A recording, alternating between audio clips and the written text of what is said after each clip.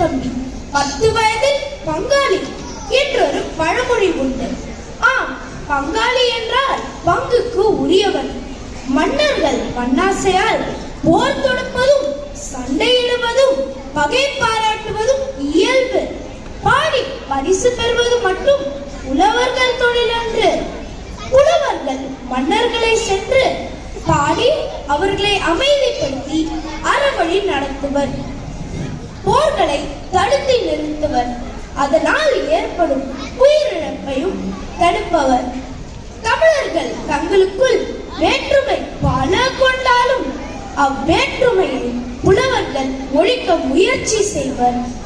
தமிழ் வாழ, தமிழர் வாழ, தமிழர்களின் ஒற்றுமை மிக பாடல்கள் பாடினர் புலவர்கள். தம்பிக்காக நாட்டை கொடுத்து புலவர்க்காக தலையையே கொடுக்க துணிந்த குமணவள்ளலின் கதை நமக்கும் கூறும் பாடம்.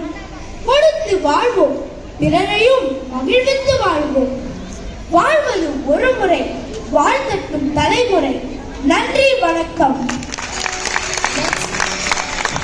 நன்றி. Let's give a big round of applause for all the students who staged this heroic play. It was really a mind-blowing performance, dear children.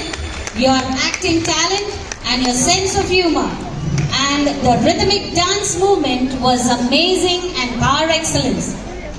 A sincere word of appreciation to all the Tamil teachers.